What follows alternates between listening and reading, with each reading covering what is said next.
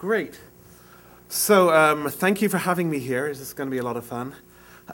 So I'm going to talk to you about probabilistic programming and functional probabilistic programming in particular, and what we're doing with it at Charles River Analytics.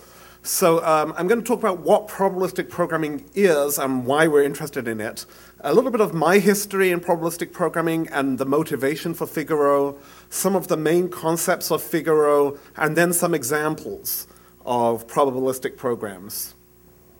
So what are we trying to do?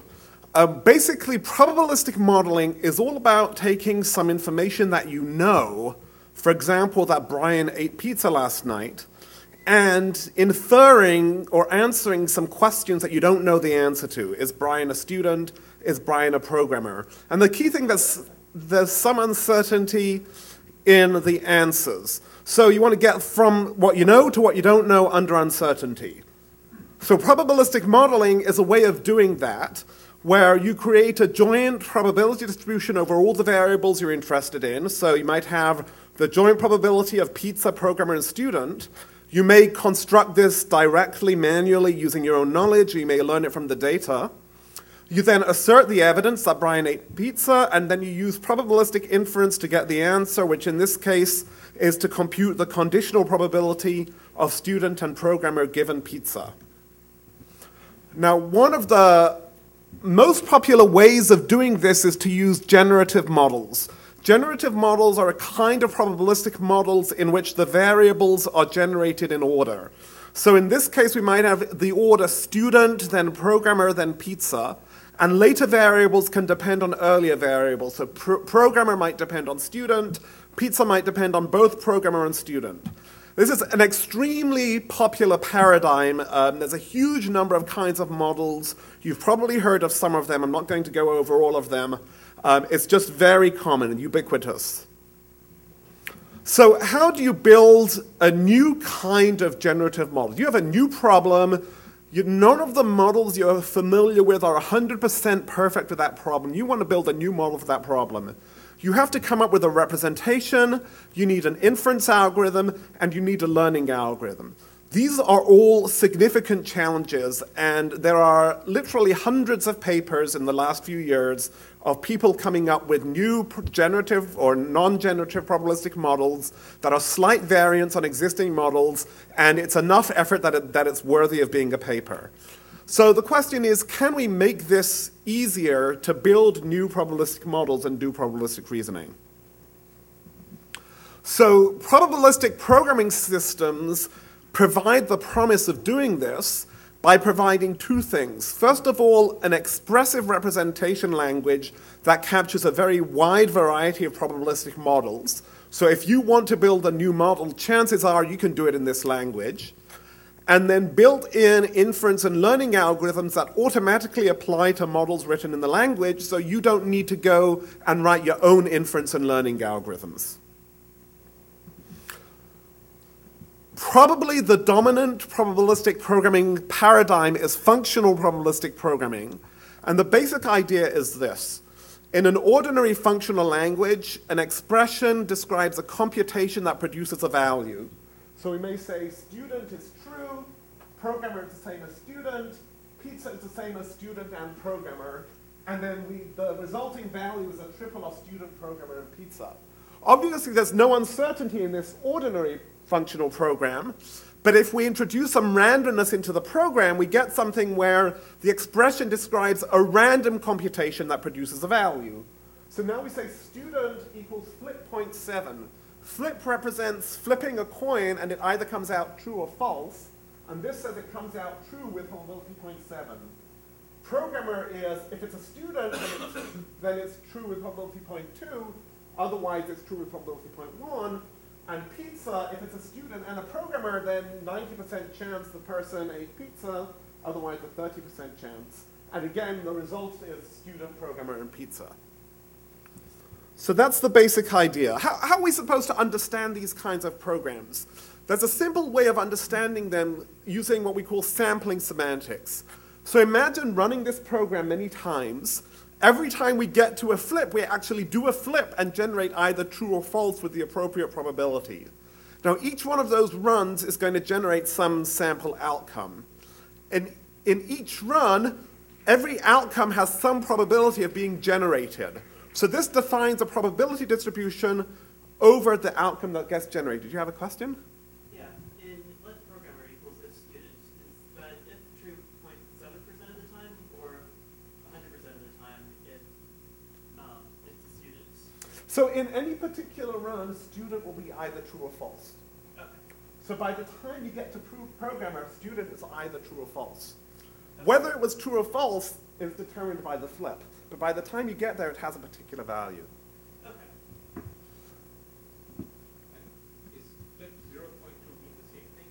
It's in there multiple places? So if you have multiple flips with the same parameter, they're independent flips. Every flip is an independent coin toss here.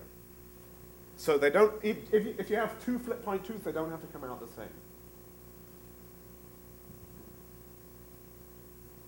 Okay, so functional probabilistic programming is powerful because we're taking a Turing-complete language and we're adding probabilistic primitives. So we can express an extremely wide range of probabilistic models. We certainly haven't explored the range of the kinds of models that can be expressed. And there have been a number of general purpose algorithms developed, both by my group and by other groups. There's a structured variable elimination, Markov chain Monte Carlo, importance sampling. You can compile a probabilistic program to a factor graph and run a variety of algorithms like belief propagation. So there are general purpose algorithms for these kinds of languages. So my goal here is to make probabilistic programming practical. It should be possible for anybody who has some knowledge of a domain to build a probabilistic model. You shouldn't need extensive training in machine learning or AI to build and code a model. So that means a probabilistic programming language should satisfy two main goals. It should be usable, should be intuitive, you should have understandable design patterns, should be easy to integrate it into other applications, should be extensible, and of course it should also be powerful enough to express the kind of models you're interested in and have the inference techniques for those models. So now let me just take a step back and describe some of the history of my work in probabilistic programming and how we got to Figaro. So it started in 1997. Daphne Koller and David McAllister and I had a paper which I believe is the first paper where this probabilistic programming idea was formulated. Essentially, it was Lisp plus Flip, and it had I am ready to admit, a pretty convoluted inference algorithm, and we later found it to be buggy. So that was just the first specification of the idea. Making it practical was IBAL, which was a language that I developed, which was the first practical functional probabilistic programming language. It had an OCaml-like syntax. It was implemented in OCaml. It wasn't embedded in OCaml. It had an exact inference algorithm using structured variable elimination. We later implemented an approximate algorithm, a kind of importance sampling algorithm.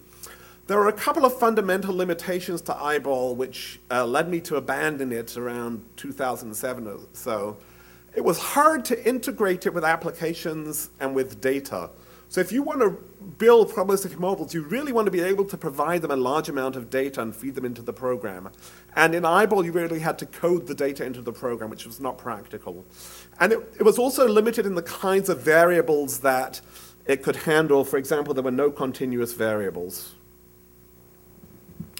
So my latest effort is the Figaro language, which gets around these limitations of IBAL. The most important thing about Figaro is it's an embedded DSL. So it's very easy to integrate with other applications. It's easy to pass data to the Figaro models. Happens to be implemented in Scala. Allows distributions over any data type. It also has a highly expressive constraint system that I'll show you a little later that allows it to express not only the generative models that I've been talking about, but also other kinds of models as well. Inference, it's based on a library model, so there's an extensible library of inference algorithms. contains many of the most popular probabilistic inference algorithms generalized to probabilistic programs. We are very shortly, in the next couple of weeks I hope, going to be releasing version 2 of Figaro, which will contain parameter learning, decision making, and some improved algorithms, and I'll give you a pointer to it at the end. So, the goals of Figaro are, first of all, implement a probabilistic programming language in a widely used language, so Scala, but most importantly, the Java interoperability. My company is mostly a Java company, although there are a growing number of projects in Scala, but being Java interoperable is essential here.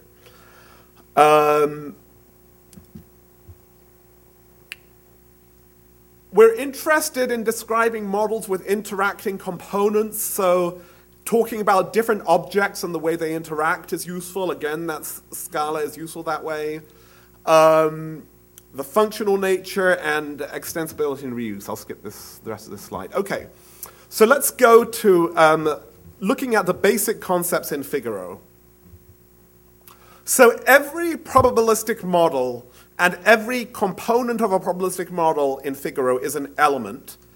An element is parameterized by a type T, which is the thing that it's a probabilistic model of. So flip would be an element of Booleans because the outcome is a Boolean, but you can have any type for type T. There are a variety of atomic elements that don't depend on anything else, like constants of any type, flip, uniform, geometric distributions. These are a few examples. Then we can have compound elements that are built up out of other elements. So for example, if flip 0.8, if that comes out true, then we get constant 0.5. Otherwise, we get uniform 0 to 1.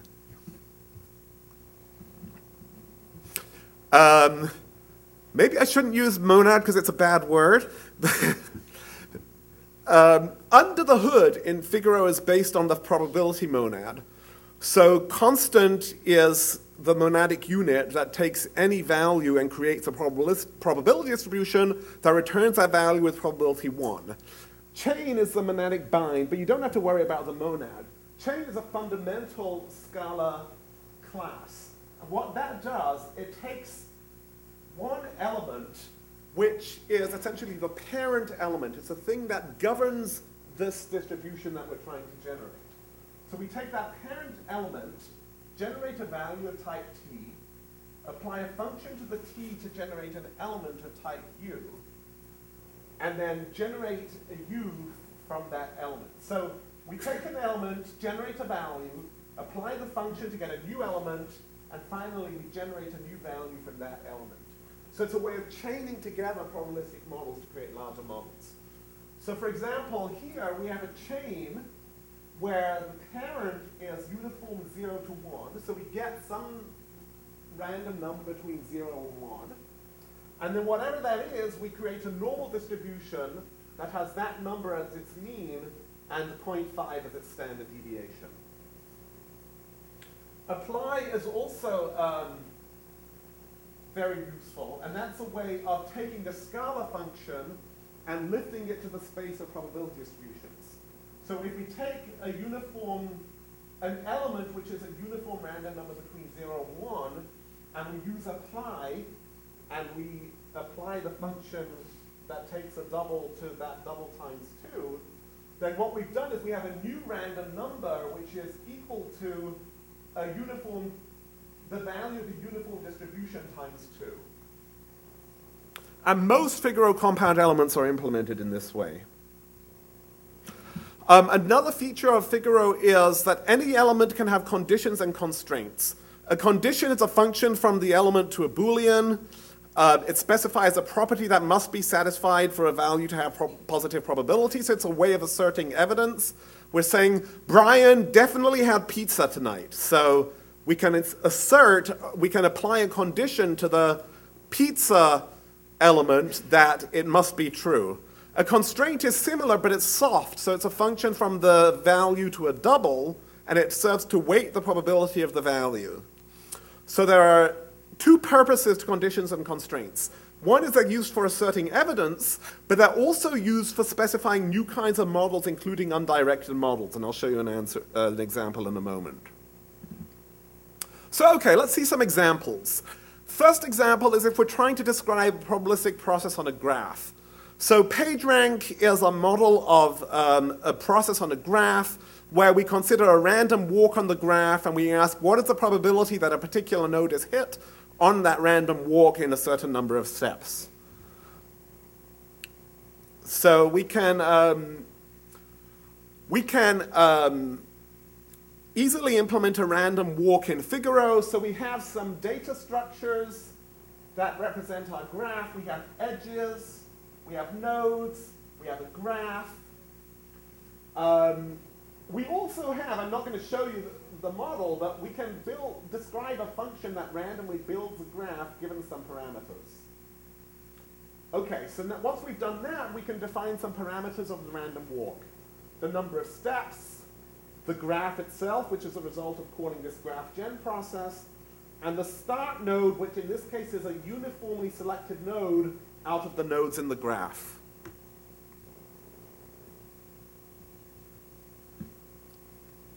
So to implement the random walk, one thing we need is a function that steps from the last node in the graph to a new node. And what we do is we take the last node in the graph, we look at its edges, look at where those edges go to, and select from them uniformly. So that's a random step. A random walk is we start with the input graph, the number of steps in the start node, and apply some function. And this function is what goes through all the steps, and at the same time accumulate the list of the nodes that get stepped through. So if there's only one step remaining, we just apply the step and we return the list of that node. Otherwise, we recursively call this function with the number of steps remaining reduced by 1. We apply this, we do one step where we've gotten the head out of the previous steps in the graph, and then we just turn the current and the previous ones into a list. So the mechanics you have to go through are to get the head out of the random variable representing the previous steps in the graph, and then put the current and the previous steps back into a list. And that's why there are a couple of applies there. Oops, what happened there? Hidden slides, secret, okay. How do I unhide these slides?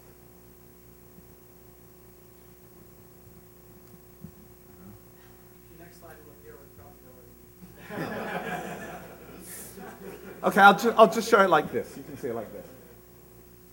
Okay, example 2 is network analysis. This is a stylized example, but it's actually very similar to a model that we're using at CRA for malware analysis, where you can imagine a network of malware samples that are related to each other by similarity, and we want to try to infer the properties of those malware samples. So in this example, this is based on the friends and smokers example. So people smoke with probability 0.6. Friends are 3 times as likely to have the same smoking habit than different. So that's the general parameters. And now we know that Alice is friends with Bob, Bob is friends with Clara, Alice smokes, and we want to compute the probability that Clara smokes. And what we want is a general solution that works for any friends network, not just one particular network. So here's what the general solution looks like. We create a class of person with a smokes variable, which is defined to be a flip 0.6. So any given person smokes with probability 0.6. Friends are 3 times as likely to have the same smoking habits than different. So we create a constraint on a pair of smoking habits that says if they're equal, we get the value 3, otherwise we get the value 1. And now we want to apply the constraints to all the pairs of friends. So for each pair of friends, we take their smoking habits and we add this constraint. Sorry, this is not purely functional. I hope that's okay. And that's the solution. So now we get this model with the constraint added to all pairs of friends. So to instantiate this in a particular situation, we just say who the people are, Alice, Bob, and Clara. We say what the friendship relationships are. We apply the constraints to the friends. We observe that Alice smokes, so we condition that to be true. And then we can run inference. So we create an algorithm, in this case, the variable elimination algorithm, where we want to compute the probability that Clara smokes. We start the algorithm, and then we can print the probability that Clara smokes takes on the value true. Okay, last example. Hierarchical reasoning. Okay, we observe an object. Let's say it's a vehicle on a road or a person or something. We want to know what type of object it is. You can imagine this might be useful. We have some observations about this object. For example, we might have its size, its color, its shape, things like that. We want to know what kind of object it is. Is it something we should be interested in? Is it something dangerous? Very natural to think about these kinds of objects in an inheritance hierarchy. So we can do that easily in Scala. But to do it in Figaro, I need to show you another feature of Figaro. So every element actually has a name. Every element has a name and belongs to an element collection, which is just a collection of elements that have names, as the name implies. These are implicit arguments, so usually you don't have to specify them, you don't have to worry about them. And in the previous examples, I didn't mention them because you don't need to. But in this example, it's important. So a reference is a sequence of names, e.g. vehicle1.size, which means the size of vehicle 1. So starting with an element collection, you can get to the element associated with the reference. You go through a sequence of nested element collections. So you say, okay, I've got vehicle 1. What is vehicle 1? Oh, it's some vehicle. That vehicle is an element collection, and that element collection has a size variable. So we have that vehicle's size is what we refer to. Now, the key point is there may be uncertainty in the identity of a reference. We may not know what vehicle 1 is, so we don't know what random variable vehicle1.size is actually pointing to. So what Figaro does is, in any given world, vehicle 1 is a particular vehicle, and it resolves vehicle1.size to be the appropriate element. So all this is handled automatically. Okay, so given that, this is how we build the model, and I can go back here again. So we create a class hierarchy of objects. We have vehicles, they're element collections, they have a size, they have a speed. Trucks have a certain distribution over size, a certain distribution over speed. Notice that we're giving them names, size, and this is the element collection that is this particular class. So they both size belongs to the truck element collection and so on. In this case, size belongs to the pickup element collection and 20-wheeler and car and all those objects. So that describes the properties of objects. Now if I've got a given vehicle, I need some prior distribution of what kind of vehicle it is. How likely is it to be a truck or a car, given that I don't know anything about it? So we create a generate function for vehicles that with probability 0.6 generates a car, with probability 0.4 generates a truck. Truck goes on to generate a 20-wheeler or a pickup or a new truck. This describes the distribution over the kinds of vehicles. Okay, so now I can generate a particular vehicle, give it the name V1, that is my vehicle. I'm going to assert evidence. You can assert evidence to something that's a reference to V1.size. So even though we don't know what vehicle it is, this evidence will be applied in the right way to the right random variable. And finally, we can query it. We might have a function class name that just gets the name of the class. Is pickup determines whether the vehicle is a pickup. We create a variable elimination algorithm, start the algorithm. We can print the probability that it's a pickup, and we can print the probability distribution over the class name. And that's all I have to say. Just as I said, it's available now from cra.com/Figaro, but version 2 is coming out, and we're putting it on GitHub, and that's where you can get it from. Thank you. I'm